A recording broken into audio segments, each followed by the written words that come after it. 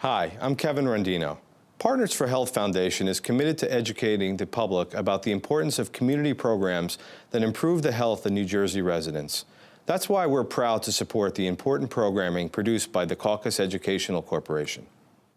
Funding for this edition of CAUCUS New Jersey has been provided by the PNC Foundation, which supports early childhood education through Grow Up Great, a multi-year initiative to help prepare children from birth to age 5 for success in school and life. The New Jersey Education Association, Montclair State University, PSE&G, JFK Medical Center, Horizon Blue Cross Blue Shield of New Jersey. And by Partners for Health Foundation. Promotional support provided by New Jersey Family Magazine and NJFamily.com. And by New Jersey Monthly, the magazine of the Garden State, available at newsstands.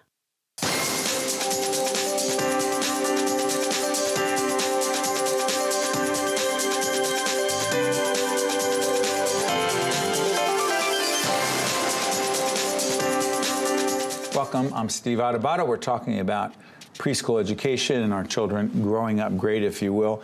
And we are pleased to be joined by Amanda Potter, Curator of Education and Interpretation for the Zimmerli Art Museum at Rutgers University. Good to see you, Amanda. Thanks for having me. Describe this wonderful museum. The Zimmerli is part of Rutgers. We just celebrated our 50th anniversary. We house one of the largest university art collections in the country. Everything from American and European art, but what we're really well known for is our collection of Soviet nonconformist art, which is... I'm sorry, what is it again? Soviet nonconformist art. Art basically that was not officially approved of by the communist government during the Soviet Union.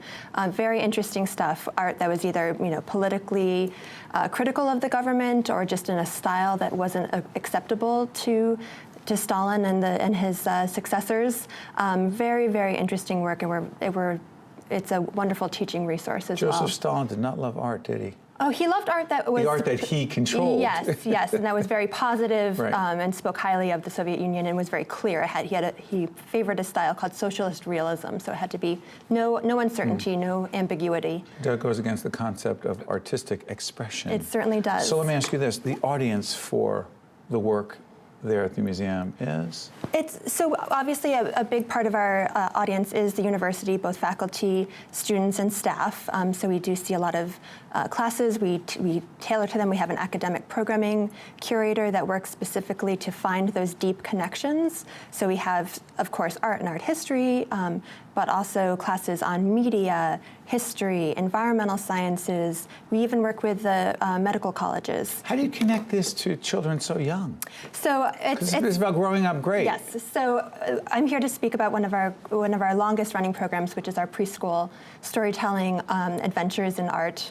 Preschool adventures in art and storytelling. It is a program that we really enjoy doing because reaching children at that young age is one of the earliest, it's one of the best indicators of them feeling comfortable in the museum later in their life. They feel that they there's an exposure, simply walking in the doors of a place that is so different from their school environment, from their home environment. They learn to look at art, to identify different types of art, have some of the vocabulary that they can use. And that vocabulary, one of the reasons this is a program that we run out of the education department, that vocabulary has been shown to be important for pre-literacy skills. So these are. Does it help them grow their vocabulary skills? Yes. So we're introducing words like portrait, landscape, abstract, also just getting them to speak about what they see. It's different than reading stories, reading comprehension. They are when they come for our programs, they first work with a storyteller. We have a resident storyteller at the museum. His name's Gerald Fierst. He's a wonderful and very expressive storyteller, and so he works. Explain that. Sorry for interrupting. Explain that for a second. Explain that for a second, Amanda. Storytellers. People think, oh, so kids get told stories. It's not that. No. From what I've seen, it's much more engaging, interactive, challenging, open-ended questions are asked. They're pulled in. Talk about that. So yes, that is it. It is very engaging, very interactive. So telling stories that it's different than having it being read to as a child. There's nothing that That's they can kind of... That's a one-way communication experience, very passive. Exactly. So this is something that they are doing actions, or they're following instructions, they're predicting, they're responding, like theater almost in a way. And so it's really focusing on their listening skills, their ability to predict what's going to happen next, to follow and remember patterns that go through this, because it's critical thinking as well. Exactly, and many great stories, they rely on repetition. You know, something happens, there's maybe a hiccup, something happens again, and eventually there's success. So those great stories, you know, things like Goldilocks, for example, you know, that's a story where there's that pattern of something's not quite right. Again, she tries again, it's not quite right, and finally the third one is, you know, the one that she's looking for. What do you see in these children, or many of them, when they experience a program like this? What kind of changes do you see in them? You know, I've had teachers tell me really wonderful things. So the visit begins with storytelling, then we go into the galleries.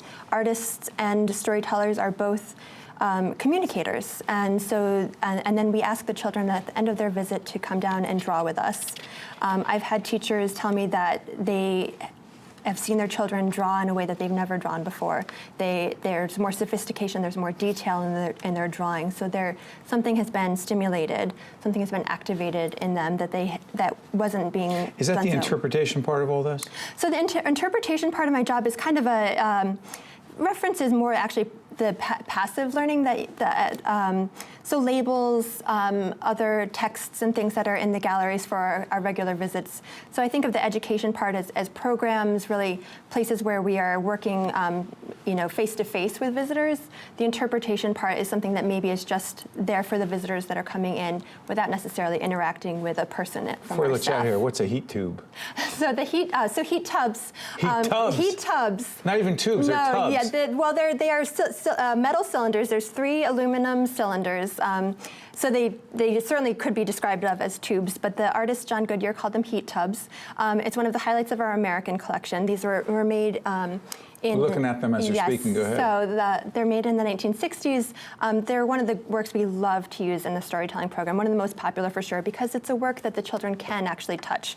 That's when, you know, one of the biggest things and difficult for both children and adults is that can't touch in the museum, even though there's some very inviting things. The heat tubs, John Goodyear was interested in art that did engage both your sense of touch as well as your sight. So each tub is set to a different temperature. There's one that's kind of cold. There's one that, you know, you touch and it's you think, well, you're not actually going to get burned, but you're like, oh, that's quite hot. And then there's one that's really just warm. And so I have the children experience that. I don't tell them a lot about it first, but then we do go back and ask them, you know, can you think of a story where something is too cold, something is too hot, and then the third is just right. So we're making a connection to the Goldilocks How much do you story. love what you do? I love what I do. Because? Because I get to work with kids every day. I get to work in a beautiful environment at a great university. And there's no 2 days that are the same. I'm working right now with our summer art camp. We're out at the Rutgers Gardens working on art and nature programs. So it's a wonderful job that really is always full of new challenges. Amanda Potter, I want to thank you so much for joining us. Thank you very Helping much. our kids grow up great. My pleasure. Stay right there. We'll be right back right after this. To watch more CAUCUS New Jersey, find us online and follow us on social media. We are pleased to welcome our good friend Sam Crane, spokesman for Pre-K Our Way, an organization that's trying to make a difference when it comes to having universal pre-K across the state of New Jersey, right? Yes, primarily. In 2008, the legislature and then Governor Corzine passed a law that would expand New Jersey's high-quality existing program that's in 35 school districts across the state to 102 more districts, plus assistance for students in the balance of the districts who are at risk. Right. Because they determined that investing in early childhood education was the way in which to improve the education system and the outcomes for those children. And let's talk about who they are. These children are? Yeah, these children are 3- and 4-year-olds of working parents, both of them going to work, a lot of them working 2 jobs, and whatever. And these kids need stimulus. They need this. They are like sponges at that age. Right. We've all seen how they just learn and learn and learn. And the results of the existing program in the 35 districts, the kids are now through the 5th grade. They're testing higher than their peers. They're doing better. They're doing better. And they could potentially do better in life. And I think we'll see higher graduation rates, et Sam, cetera. excuse me for interrupting. Define do better in life. There is an organization, Fight Crime, Support Kids, and they are championing early childhood education because they see the end result of a bad education system, which is incarceration and failed lives. And they believe if the kids get started early, they learn early, they'll be more successful throughout their life. Sam Crane knows a little bit about state government. He served as the state treasurer during what years? 1992 and 93. And back in the day when I was a young pup in the state legislature, for a very short period of time, an undistinguished period of time, Sam Crane was the most important person that legislators went to for advice on the executive staff end. And you understood that process better than most, and there's a point to this. As this last budget process happened, we're doing this program in the middle of July 2017. There was a debate and an issue, not even really a debate, but there was a $25 million appropriation for expansion of pre-K. It passed. What does it mean, Sam?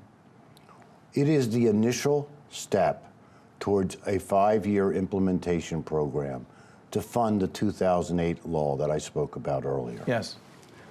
It is a statement by the legislature, and in this case signed by a governor, that expansion is important. It enjoys bipartisan support. And Frank, when the recent gubernatorial primary season, there were 4 major candidates supporting it, including a Republican. And let me ask you this right now.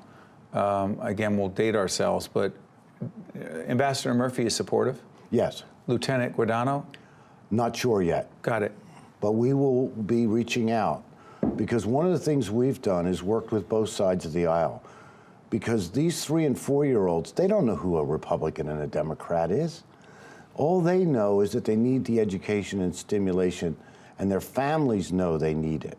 So this should be a bipartisan issue. Our leadership group is led by former Governor Florio, who I work for. That's right. And former Governor Kane, that we all knew very well. When you listen to Governor Kane, who is recognized as maybe New Jersey's education governor, if he could do one thing to change education, it'd be early childhood. That's what he's told us right here on this set. And so what we know is it works. So we don't see this as the push and pull. We believe at the end of the day... I mean the partisan garbage back and forth. This is about investing in the youngest New Jerseyans. Why has it been so hard, Sam? Everyone agrees. Everyone agrees that this foundation is critically important for 3- and 4-year-olds. Everyone agrees that not doing it produces terrible results. Many of these, a significant, unfortunate percentage of these children without it wind up having lives that are not anywhere near what they could be, and some of them do wind up in prison. Why is there a debate? I think the debate always comes down to money. Priorities. And priorities. And one of the things I think Pre-K Our Way has done successfully... Your organization. Yes. We've raised this as a priority. And then we were fortunate enough to have leadership in the legislature that adopted this as one of their priorities. Both the Speaker and the Senate President deserve all the credit in the world. They carried this across the finish line this time around. We're not done. This is initial first step, and we'll be back next spring for a fuller, higher budget amount to do more phase-in. Let me ask you this. New Jersey compared to the rest of the nation when it comes to expansion of pre-K? We have the best program in those 35 districts in the country. The best pre-K program? Best pre-K program. So others look at New Jersey. Right. So when you look at, we should be celebrating our success. And all we're saying is, if we're so good, what about these other children? If you live in Bayonne or you live in Belleville, across the street, in Belleville's case is Newark, and Jersey City across from Bayonne, they have 3 and 4. Those kids in those other 2 towns don't. So places like Manville and places all working class communities, these are people who need help. I happen to represent Belleville in the state legislature. I know it well. Those folks are hardworking people, and their children need help. That's right. And the payoff educationally is important. The New Jersey State Chamber of Commerce is supporting expansion because they see it for a better informed and educated So this workforce. isn't some, dare I call it, liberal, progressive, left-lean, no. No, this is a proven educational success story, and we're leading the country. Real quick on this, the target age is 3 and 4. Right. We've talked to some folks about younger, 0 to 3. Correct. There is a transition there. I mean, that foundation for those 4 years, right, is critically important. But what's so unique about 3 and 4? They've gotten to the point where they can really start to not just learn language, but digest language. We have people arrive at 3-year-old not speaking a word of English, and half a year later, you would think they had lived here all their life. They're at that stage where they can soak up knowledge, particularly in an organized way. Now they play, they have fun, but all of it is directed towards learning. That's why 3 and 4 is so important. It prepares them for kindergarten. And if you look at schools that have done it, Woodbine, which is in far southern New Jersey, a small community started it. When you talk to the teachers, the kindergarten and the 3rd grade teachers, they had to up their game because the kids were better prepared. How great is that? So it lifted everybody. So there's a long-term positive. Last question, there. Sam. You've, again, been involved in a whole range of governmental, political activities. Why has this seemed to be one of the most rewarding things you've ever done in your public life? Well, first of all, I'm fortunate enough that we're working with a leadership group, and particularly my direct boss every day, Brian Marr, Right. Who actually believes in this. We've had him on. He sure does. And, you know, after having spent most of my life in the push and pull of politics, this is time to stand up for 3 and 4-year-olds. Well said. Sam Crane is a spokesperson, actually more than that, for Pre-K Our Way, a great organization. Check them out. They're making a big difference. Appreciate it, buddy. Thanks. Thanks for having me. Stay with us. We'll be right back right after this. To see more Caucus New Jersey with Steve Adubato programs, visit us online at steveadubato.org. If you would like to express an opinion, email us at info@caucusnj.org. Find us on Facebook at facebook.com/Steve Adubato PhD. And follow us on Twitter at Steve Adubato. She's back by popular demand. She is Dr. Jeanette Betancourt, Senior Vice President for U.S. Social Impact at Sesame Workshop. Thank you so much for having me. You know you're one of our favorite guests, right? Oh, my goodness. Do you know you are one of my favorite shows? And to be here, it's such an honor. I'm sorry, did you say I was your favorite host? Host and show. I will stop Host fishing. and no, show. No. More to the point, we were talking about growing up great. We're talking about some of the work. By the way, put Sesame Workshop into context. Who are you? What do you do? Because we think we know. Oh, well, maybe you don't know all of us. Sesame Workshop is a nonprofit organization, believe it or not, whose mission is to help children grow smarter, stronger, and kinder, and to do it around the world. We, believe it or not, target 183 million children in over 140 countries. That's important work, to say the least. And the last time you were here, you were talking about this wonderful character on Sesame Street. Her name is Abby. Abby, yes. Who has autism.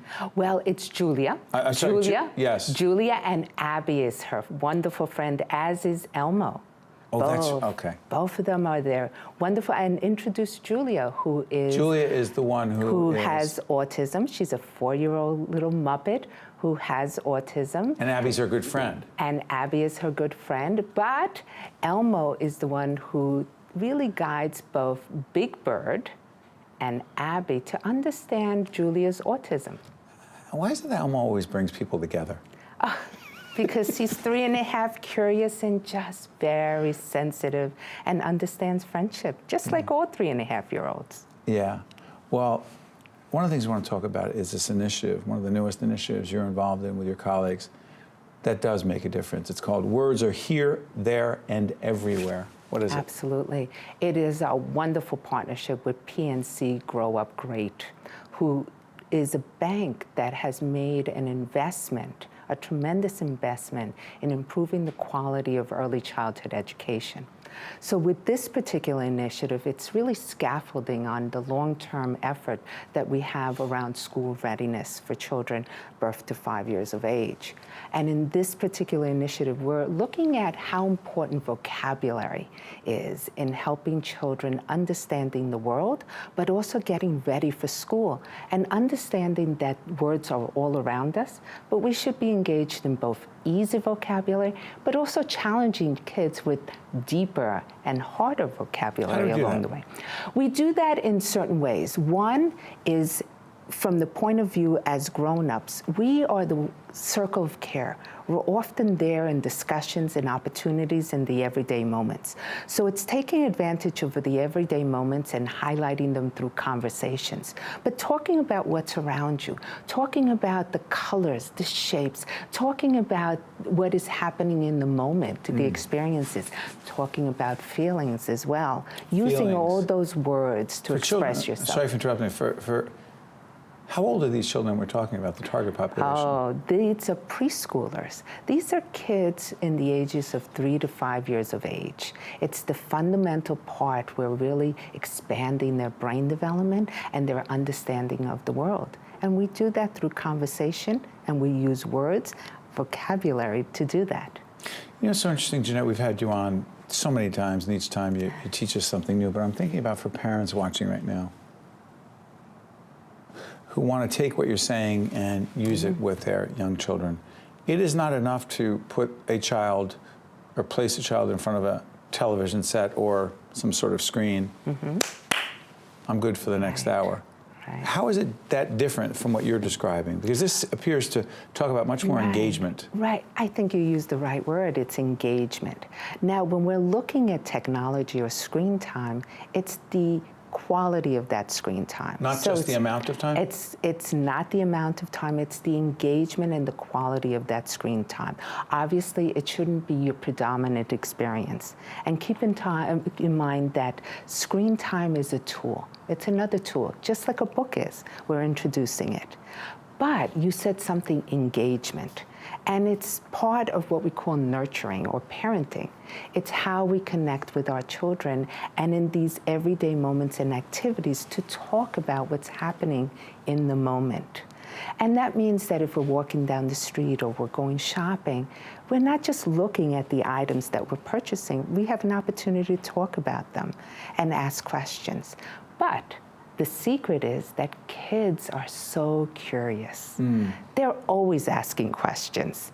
And it is our responsibility as adults to help and respond to them and engage with them.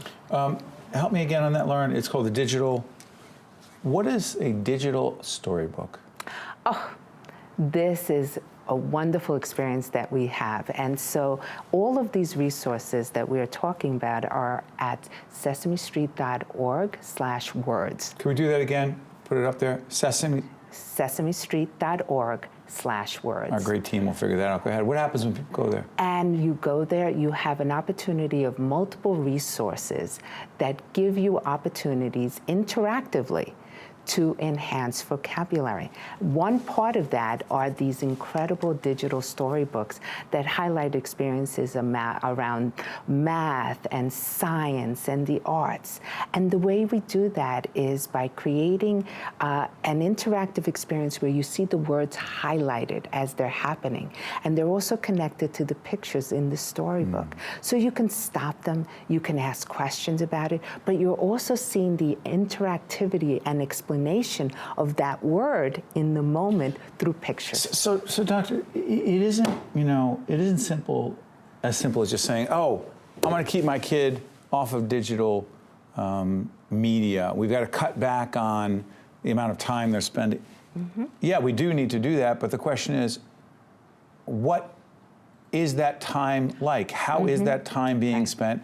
And frankly, for us as parents, to what degree are we doing this thing called engaging? And I don't want to get too deep into the weeds here, but with our daughter, who's a little bit past the age you're talking about, but I remember the temptation to just let the show go.